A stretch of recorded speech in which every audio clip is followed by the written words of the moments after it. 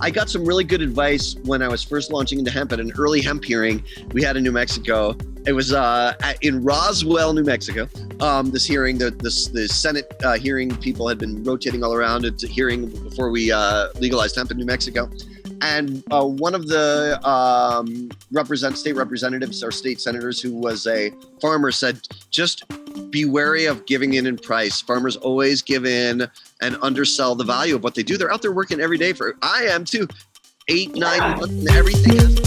Hey guys, it's Mandi with Global Hemp Association. I wanted to say thank you so much for joining. I'm excited about the opportunity to build a relationship and connect this supply chain. I mean, after all, that's why we started the association. Our association was built on the foundation of connecting supply chain, building relationships, and helping you grow your business. Anyone from farmers, manufacturers, and distributors, people that are passionate about the supply chain, and those creating products selling into biofuels, plastics, textiles, construction, and building materials.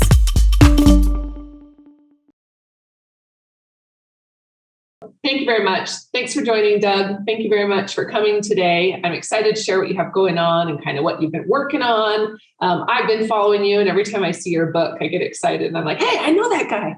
So I'm excited to share with everybody else a little bit about your book and kind of your journey. Do you mind giving a quick intro?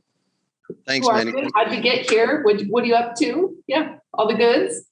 Appreciate you having me here and being so flexible on scheduling and everything else. It's harvest season, so I've got fun projects in the field. There's been multiple hemp conferences and festivals as well, and I'm still sort of in transit. So I really appreciate that we're able to have this fun mid-harvest connection. The endorphins are flowing personally because I like the feeling of knowing that with the Superfood harvest, I like to grow dioecious hemp, and I do seed development on my home hemp garden in New Mexico, but it's really about developing polyculture knowledge and harvesting superfood just as another plant in the garden for my family's well-being and good health. So that's another blessing and exciting time. And for those who don't know me, my name is Doug Fine, and I am a solar-powered goat herder, hemp farmer, author, speaker, now doing some television as well. And yeah, it's great to be with you, Mandi. Oh, I'm excited. Okay, so superfoods. Talk to me about what makes a food a superfood. For somebody that doesn't know, and you reference this, and there's a lot of people in the industry that reference hemp back to a superfood. Talk to me about. It's an interesting question because really I think what I mean when I stick that term super in front of food is, as opposed to either empty food that isn't as nutritious as it could be, let's just say what somebody meant when they said, here's a slice of bread 150 years ago versus a slice of bread now. Grain, organically grown because that's all there was, just donkey poop or whatever. And a few other baking, leavening agents and yeast. Also, the yeast is important, as opposed to a bazillion chemicals grown with dangerous coatings of herbicide and whatnot. So they're two different things. I basically mean food that's giving you a lot every time you eat it. Yeah. Okay. Yeah. Okay. So just to clarify, like what everything is, tell me a little bit what your journey has looked like. How long have you been in this? Tell me some of the stories, maybe just a brief overlap. Where have you seen the industry and where are you headed? What do you have coming up? Thanks for asking that. And also I want to congratulate you on your work with the Global Hemp Association. And I feel like I've got some matcha stuck on my lips here. I'm jealous. Good work getting this organization going, bringing people together. And, I'm always lobbying from this angle of let's think about regional economies, farmer support, supporting farmer-owned as hemp and cannabis and all agriculture relaunches in this regenerative renaissance.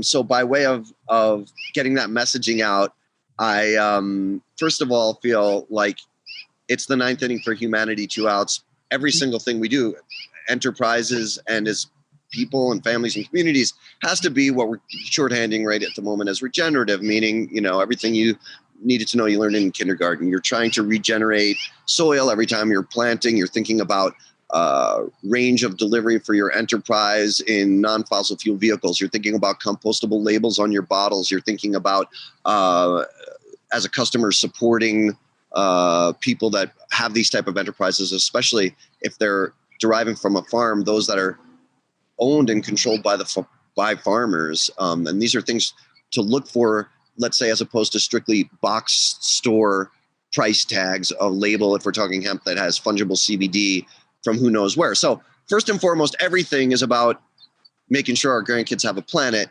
But secondly, and this is really important, I'll let the message be delivered by my 3D printed US hemp grown 3D printed hemp plastic goat, since I'm a goat herder. The message is have fun. Let's see. Yes, I can see it. Have fun along the way. We have to have fun along the way, right? So I'm just back from this wilderness. The fourth time I've spoken at the Montana State Hemp and Cannabis Festival. It's so rewarding to be out of cell phone range for a couple of days and reconnect with human beings. But it's always great meeting with other people who are involved in regenerative hemp and cannabis and farming in general and speaking to them. And the music's always great there too. I always have so much fun. But what I'm returning to is an actual real hemp harvest, getting my fingers dirty. I'm between one harvest for this one project that I'm helping. We can talk a little bit about on the Rosebud Sioux tribal land, and then my home harvest in New Mexico. So it's a very, very exciting time. So what drives me is regenerative values. Before I started researching and writing about cannabis hemp, I wrote a book called Farewell My Subaru, which was about trying to live without fossil fuels or much reduced fossil fuels while keeping digital age lifestyle. So it was like, I got the truck I still have. It's being repaired in Cheyenne, Wyoming right now. Hey, real quick, how did it end up in Cheyenne? I'm from Laramie, right around the corner from Cheyenne. So, yes. Yeah, that's right. I passed by your original stomping ground. So the deal is, I've because of this Rosebud Sioux tribal land project that I've been helping this year, I've been driving a lot between New Mexico and Rosebud Sioux tribal land, which is surrounded by South Dakota and Nebraska. And in one of my field visits, the truck broke down, and it's been a saga to get it fixed. It was fixed, and I was on my way to the Montana event, and within 200 miles, it wasn't fixed anymore. So now it's there. Okay, it's in Cheyenne with some great people that are doing great work on it, and I really, they're great. So it's gonna get fixed this time. And I have to say thank you to my blessed friend Louis Zarobnik, who has the Plant the Cure Foundation since the 90s. He's been someone that's been trying to get cannabis as a medicinal product to people even before legalized medicinal cannabis, early pre-Rick Simpson's days. And so he loaned me his vehicle to get up to this Montana festival. And now I'm living in a tent in his yard while my truck is being fixed. And it's awesome. We're doing... I was going to say, I would love, just enjoy it. Like, just sit back. The birds are chirping. I can hear them. I would just, yes. Like I said, when I saw your... Go ahead, sorry. I was going to say, when I saw your picture, I was like, oh, I'm so jealous. Your background is so much better. So enjoy. I thank you so much. And I am enjoying it. In fact, on this message of fun is really important, the fun meter, if you notice, is up to fun stoppable here. So we're having a lot of fun in life and in this interview and in the hemp world. This is the thing. You got to love what you're doing in anything, right? So the hemp advising work I do, it always has what you might call a righteous or regenerative dynamic to it. The Rosebud Sioux project, it's been such a pleasure to work on. It's an organic project. The crop is harvested, and there was 27,000 pounds of grain wet, and there's a buyer, and it's organic, and it's just a project. I feel it's great. I feel like it's been empowering for everyone. Hopefully the tribal entity will want to go ahead and do it again next year. I'm pretty sure they do. Right now, we're still focused on that final step of harvest was successful. Now drying was successful. Last thing, just get it to the buyer. And then it's like a big sigh of relief, you know? And I love to see the hemp industry really working, especially organic, Mandi. Yes. Yes. Okay. So talk to me about what's regenerative, and talk to me about the challenges maybe you've seen as you're, teaching regenerative agriculture and seeing this paradigm shift to a more regenerative, back to a more regenerative mode, because we're all here today Yeah. If our great grandmothers were not princesses or duchesses, there was no Whole Foods. Everybody had to provide their food recently. And I love modern day comforts. We're speaking because of the amazing plus sides of the digital age, right? From hundreds of miles away. And nonetheless, it's fun. I always say being out in a hemp field or a garden, a polyculture garden, is the most fun you can have outside the bedroom. My family and I, we love being out in milking the goats, being out in the hemp and vegetable garden. And when we say polyculture, by the way, this has been my big additional lesson this season for me, is how nice hemp grows with so much else. And I'll talk a little bit about that. But at the Montana State Hemp Festival, I got to introduce a great band, a reggae band from Boulder called Polyculture. And so my spiel for them was no brainer, which is basically what I'm telling you now, that I'm going home to this incredibly fragrant home on the Funky Butte Ranch. The hemp seed is mature and the seed pods are hanging down. And but we also have a lot of kale and basil and tomatoes and collards. And I noticed some okra was almost ready when I left on this most recent trip. Can't wait to get back for that. And when we talk about superfoods, it's all good stuff.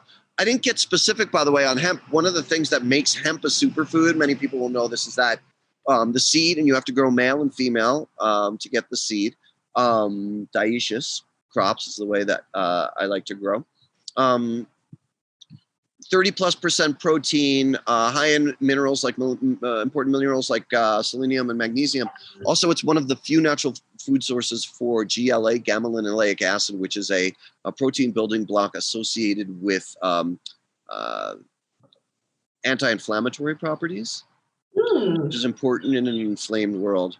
And then in my most recent book, American Hemp Farmer, I mentioned that I was very fortunate to call my part of my work life for several years, a funded hemp seed development research project at the University of Hawaii, for which I was an affiliated researcher.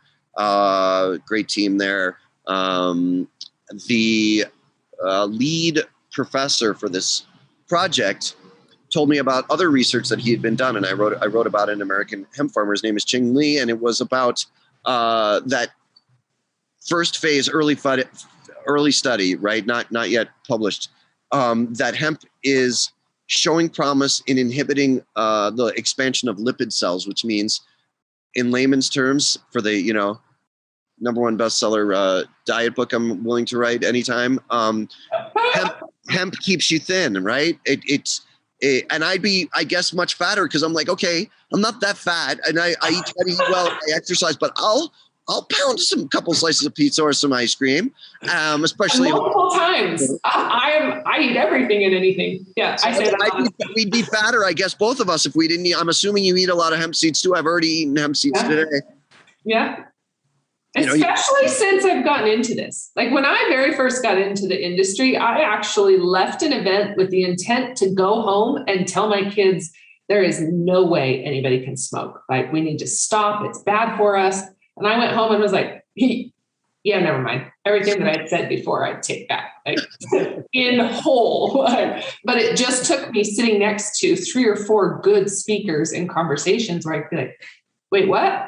How do you know that? And they could speak to it and show me. And it just, it was mind-boggling for me. So now I eat, breathe, and sleep it. To specifically answer your question about what I mean by regenerative, there's the way language works. We all migrated buzzwords, people that like the term organic, sustainable, regenerative. I talked about a little bit of the actual origins of some of the philosophers who were kind of originally coined the term. And in American Hemp Farmer. But bottom line, from a practical perspective, hemp is a big tent. Let's say hemp and cannabis and agriculture are big tents. The bottom line is agriculture today, besides the fact that people aren't getting healthier and yields are getting down because soil is struggling, healthy soil is the most important thing we can do to sequester carbon. And as I mentioned at the beginning of American Hemp Farmer, both the book and in the TV show that I'm making about it, it was a 130,000 acre wildfire encroaching on my ranch that scared this bear that killed most of my goats in front of my family's eyes, put us all at danger. We had our Pearl Harbor moment for climate, and everyone in my family now is thinking about that every day and everything we do, right? So mapping it back onto the fact that we have 89.1 million acres of corn cultivated every year, and a really admirable 500,000 acres of hemp already, just a few years after legalization, federal re-legalization. How do we get hemp back into that range in sync with a carbon sequestering, polyculture, crop rotation mindset? In other words, how humans have always lived, except for about the last 100 years, where this idea was like, just grow one thing year after year, and we'll nuke the soil for pests and herbs, and then we'll add back nutrients that endless petroleum will make for us. It was a noble idea to try to feed the whole world, and increase yields. But bottom line is, Earth is a system like everything else, and we have to think about regenerative. The win-win is when you grow in a regenerative mode. If you're a regenerative hemp entrepreneur, let's say farmer entrepreneur, your product results in the best hemp. So this is the kind of thing, if folks want me to help them advise their project, besides the reality of you have to come in with a realistic budget. The second thing is, if you have a multi-year outlook where you're willing to build soil and understand that the payoff comes in a higher quality product on the other end. That's how I grow my home crop, and that's how I like to advise clients, right? So for instance, what comes up from your hemp crop, cannabis crop, a huge majority of it, we won't say everything, but a huge majority of it is what you're doing below the ground and building the soil well before the season. Mm-hmm. I'm lucky. I raise goats, organically fed goats with regionally grown alfalfa and wild forage. So their poop is organic, and it's mixed with alfalfa, which itself is a nitrogen fixer and good for your soil. So I have mulch, nitrogen building, and ground covered with just 50 yards of putting my grumbling kids to. Actually, no, they love farming. Kids to work pushing a few wheelbarrows in the spring, in the winter, in the spring. We plant some overwintering nitrogen fixers like clover and whatnot. We use drip irrigation. Oh, and then for building fungus in soil, we go up into our watershed, collect fungal strands, build it out into a compost tea, kind of influenced by a lot of natural building modes. Korean natural building is one, but a lot of other ones as well. And brew it into a compost tea and build our native fungal content. And we really, which is really great for the whole ecosystem. Hemp then helps with its long tap roots. The fungus helps, the microbes help, the worms help. And our hemp, it looks beautiful. And I'm humble about it because I come to plant intelligence relatively recently. I was really big on, I have great connection. I'm the goat whisperer in my family. If there's we name our goats after singers that we like. So if Cyndi Lauper or whatever, someone is being rambunctious on the milk stand or whatever, I can usually be the one who's called for to talk them down. Although my kids are becoming great goat ranchers too. But I notice the rest of my family are really natural plant people, and I'm coming to this incredible plant intelligence relatively recently. And therefore, to see this robust, beautiful, fragrant, high-producing hemp and hemp seed and beautiful fiber. It's also been used, by the way, the variety I've been developing in a New Mexico state study on cleaning up soil, successfully cleaning up toxic soil. I take great pleasure in that because I'm not strutting into this saying I'm a master hemp farmer. I'm strutting into this saying I'm learning and using my value system and trying to listen to the plants. And if I can do it, anybody can do it. So seeing those healthy plants, they kick butt in the marketplace. If people are willing to do it at the commercial level, to really care for their crop and really love the plants and be there, I think it wins. Regenerative values win in the marketplace. Well, and it's what industry's calling for. It's what it seems to be calling for. I really am curious, what is that going to look like as far as turnover and those that have done, till their soils, right? What does their transition look like, and are they capable of and successful? Yes, they're capable, but what does that transition look like specifically for them? And what's the reservation? I mean, I guess that's where I'm stuck too, is when people say, well, why not hemp, or why hemp? And I immediately go to, well, why not? And regenerative agriculture is the same thing. The more I learn is just, why aren't we doing this? The benefits are just proving more and more. So tell me a little bit about this movie you mentioned. You talked about your book. Where do people find your book? And then thank you. Tell me about this movie. Yeah, so it's a television series. Okay. And it's called American Hemp. Thank you for asking about all this. And so it's a television series called American Hemp Farmer, the same title as my most recent book. But it's really about everything we've been talking about. It's about independent farmer entrepreneurs' efforts to bring back hemp and regenerative farming to worldwide society. It's a worldwide book, even though it's called American Hemp Farmer, worldwide television show. But also it's grounded in food security and my own family and other families' attempts to make sure that, we're not predicting that supply chains are going to break or rooting for supply. We're patriots. Yeah. We love our nation. We love all humanity. We have peaceful values. We're trying to sequester carbon by building soil, which is the number one thing anybody can do, even on a rooftop garden in a city. So all the people that I'm featuring in the TV show are all trying to do that. But we're also thinking about feeding ourselves and having fun along the way. So in the pilot episode, for instance, at one point I'm really tired from an intense regenerative hemp planting with my mentors, and I have to go get a CBD massage, right? So there's a relaxing and amusing moments there. It's a 6-episode first season, and the pilot is shot. There's a great trailer, and right now we're talking to networks and streamers about getting it picked up and looking for the sponsorship for the first season budget. Anybody who might be interested in that from a network or a sponsor perspective, or just wants info on my books, audiobooks. You mentioned Conan O'Brien appearances, TED Talks, United Nations testimony, all that stuff. You can find it at dougfine.com, my website, pretty easy to find, dougfine.com. There's also a contact button if you want to book me as a speaker. I love doing live events. They're really rollicking and entertaining with a lot of slide explanation of this sort of season-long regenerative journey that we've been talking about, Mandi. And I also, with links at dougfine.com, I also offer a regenerative online hemp course. It's a season-long deep dive from prepping your soil and getting your genetics and regulatory stuff like getting your permits through harvest, regenerative marketing, enterprise tips. It's multimedia. There's I think 12 chapters, and you get a hemp certificate. Upon completion. You can take it at your own pace. All the info is at dougfine.com on all that. Okay, I'm going to go check that out. I'd love to share that also with our members. Get that out there. Any of that information would be fabulous. So let's connect, and I'll see if we can't share some backlinks on our website. I appreciate the way that you support not just my work, but everybody that is doing constructive things in hemp and cannabis, including sometimes literally constructive, right? Like building. Yes.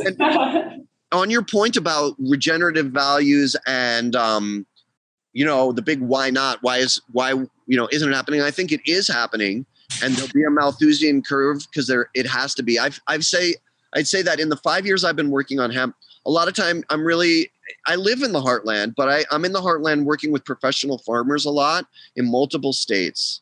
And what I have found is a willingness or a desperation to transition because of declining yields and issues. So for instance, back east, working with professional longtime farmers in Vermont, the dairy industry isn't what it was, right? And that might be true for farmers, let's say, in Wisconsin.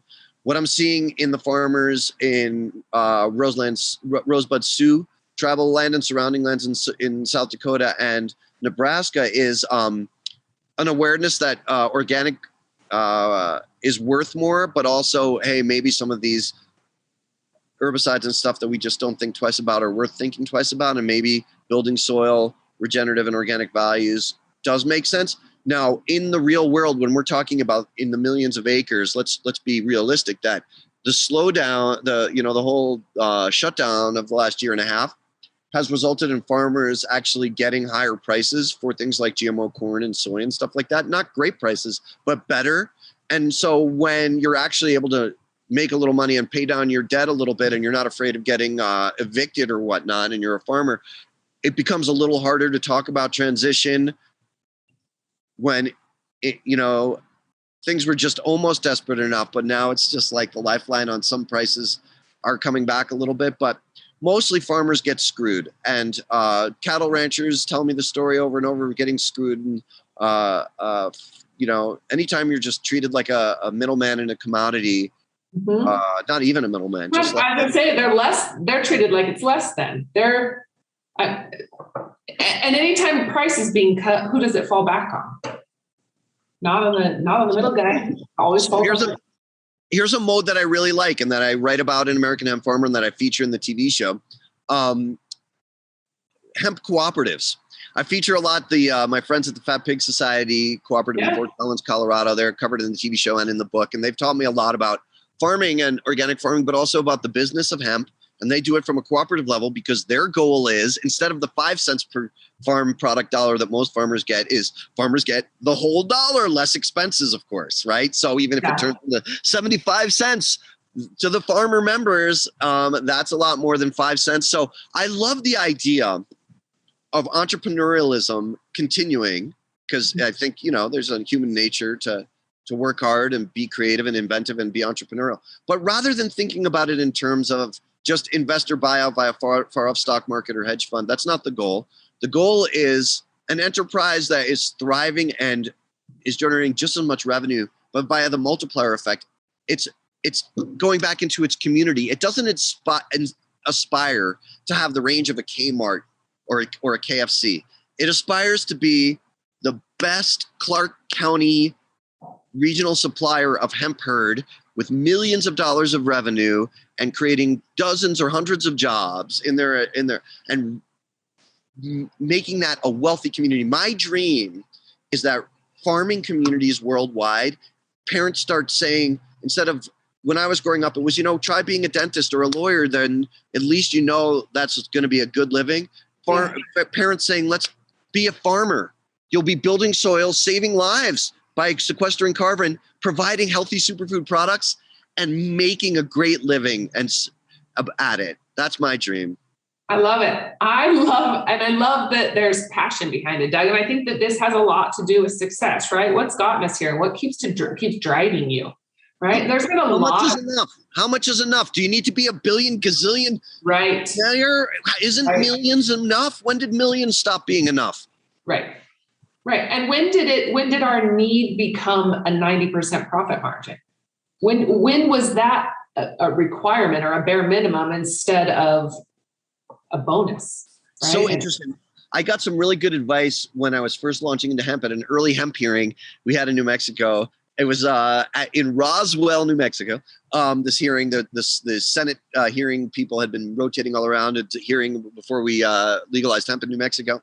And one of the state representatives or state senators who was a farmer said, just be wary of giving in price. Farmers always give in and undersell the value of what they do. They're out there working every day I am too, 8, 9 months, and everything has to go right. Like, don't sell yourself out as a farmer. And I thought that was really good advice. And then I market a product because I want to be able to walk the walk and talk the talk. If I'm going to be an author and doing a host of a TV show about all this, I want to really know what it's like to decarboxylate like a shaman, double toil and troubles. I stir my hemp seed that I grow in the hemp flower that I grow and bottle it in compostable labels, mostly glass bottles.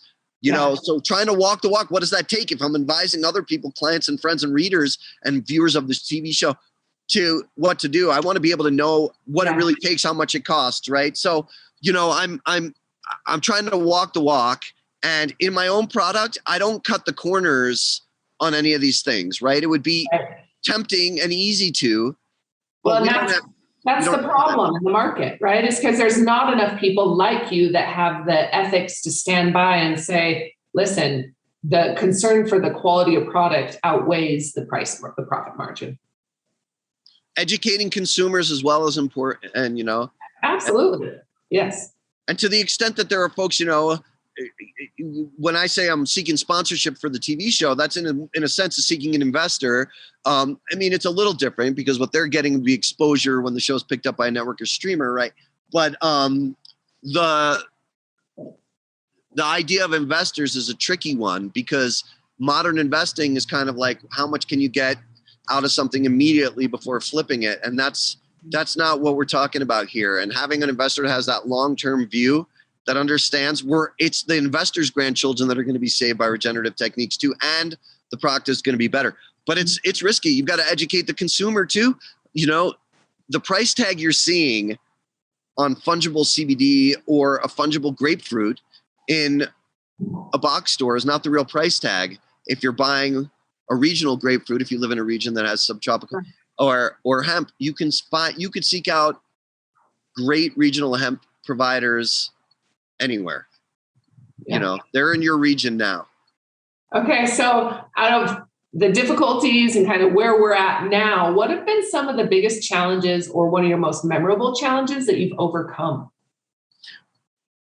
First and foremost, we're so young at hemp. The modern industry is just reborn. Yeah. And so we haven't even begun the normal pendulum swings of a new thing. Right. When we talk about, the CBD market's done this or that or whatever, now it looks like seed and fiber are the up and coming. It's like, sure, but we're 5 years in. let's look back after 50 and 100 years as well. I mean, it's important to analyze the data and whatnot, but so first and foremost, immediate policy issue as we speak, getting rid of THC testing and THC limits for hemp farmers entirely, which starts with the federal law change. It requires Congress to change the federal definition to 1%. That's just a start. We're legalizing ganja, psychoactive cannabis everywhere. We can't have this situation where people are governments coming to inspect hemp farmers on micro levels of THC. That's just got to completely go away, and it will. But first and foremost, right now, let's get the THC definition up to 1%, because that'll eliminate 90% of hot tests. It's just such a ridiculous thing. Hemp wants THC for good. I'm wearing hemp dungarees right now, and it's like the best fiber wants THC in it for better fiber. It's an insane situation. And then the other thing is creating a new craft category for hemp that other agricultural products can use. I don't want to see hemp just become a commodity that's traded on commodities exchanges. What I would like it's fine. It's a big tent. I'm not trying to prohibit any one angle where people want to go. Right. But what I would like to see is a countercurrent to the modern monoculturization of all food products and the way that they're intended to be processed in these over-sterilized situations with modern FSMA and other food laws. What I'd like to see is something closer to craft food law that allows things like farmers markets type production, but at much higher levels. And we could massage what those levels are, but exemptions from the over-sanitization and I think the decreasing in food quality and bioavailability. This will allow these craft terroir providers that we've been talking about and shouting out this whole interview to have a niche where, let's say, up to 10 million pounds of product, which is peanuts compared to per entity, 10 million pounds. So you could be a whatever, $50 or $100 million small regional company. If you grow with these regenerative modes, you can be certified as regenerative, but also your craft, like craft beer, is kicking mass market beer's butt. We need that new market that exempts us from the fungible commoditization that other products have done. And we're so new that we can get it. We just need to communicate to the deciders, to the regulators, that this is what we want. This is a big part of my personal mission. What do you think they need to hear? Like, what bridges that gap? My eyes are watering like crazy. If I were the head of the FDA, let's say, I'm moving you to tears, Mandi, am I? Yes. My eyes just started watering, but I'm fine. I'm glad it's reaching you out. We'll call it moving ideas, right? And I appreciate the platform and the forum to discuss all this. So if I were the head of the FDA, what I would do would be to initiate the creation of a new category of food production that takes what most states have today, which are craft rules, or just allows states to do this. I like hands off on the federal level, right? Sure, but there's this category that allows states to take what all states have today, which is craft rules, farmers market rules, the things that allow farmers markets, bake sales, those kind of things, and raising those to professional levels. Now, that's going to require some professional standards. We all want food to be safe, but food isn't getting more safe with all these rules, and people aren't getting healthier. So I would create a new craft food category, and we could start it out with non-psychoactive hemp products, but we could also make it be for all foods, up to a certain production limit per year that states can allow regional food that doesn't go through chain food stores owned in other places and doesn't go through that federal FSMA system. Seems like this would be a solution when the pandemic happened and there was this major loss in production, not because we didn't have it, but because we didn't have a way to divert or change the supply chain and transport. So we had to waste basically thousands of pounds or hundreds and thousands of pounds of beef and pork because we couldn't get it to the stores instead of the restaurants or whatever, right? Now, if we could regionally control that, it just seems to make more sense. Then awesome. Things don't happen as often, or wouldn't, it seems like. Yeah, that's awesome. Okay, so tell me, how do people help? If somebody really wants to get involved, Doug, how does somebody, the TV show, the option for sponsor we talked about, buying the book, what else? Where should people really You mean help me? Okay, well, first of all, I'll say help the cosmos, right? Help humanity, help whatever, live a little bit closer to what everyone's definition is for the divine. First and foremost, from a customer level, really seek out and support your regional farmers and producers, not just for your hemp and cannabis, but for everything. Farmers markets, CSAs. If folks don't know what community supported agriculture is, look it up, see if it's in your region. Look and see if there is a hemp seed, hemp food, hemp fiber, hemp flour, cannabinoid provider in your region, in your county, in your area. Shop at food co-ops, start a food co-op, plant a small garden, hemp and vegetables, build soil. We've been talking about that.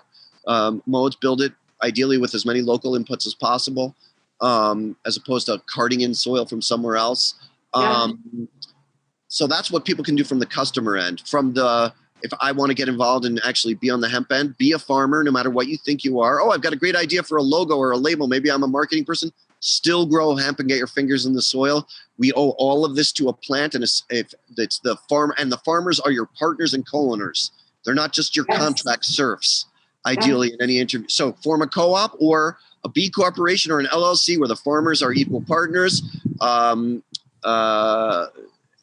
everybody should be on the farm or farms during the season. It's also fun, but it's also really important to love the plants that are giving us this.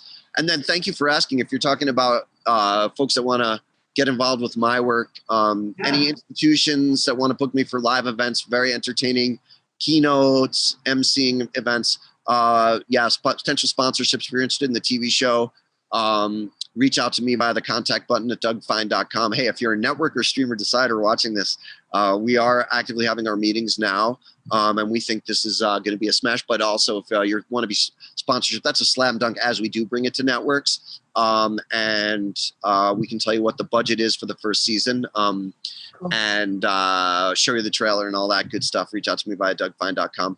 Also, where my books, audiobooks, and online regenerative hemp courses that, as we discussed earlier, you can take from anywhere in the world at your own pace.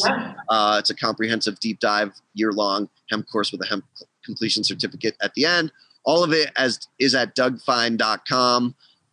Keep up the great work with all your Global Hemp Association work, and you hit the ground in fifth gear, and I hope you're pacing yourself and you're going to be with us in 5 or 10 years, because it seems like you're doing good work, and I wish you all luck and success.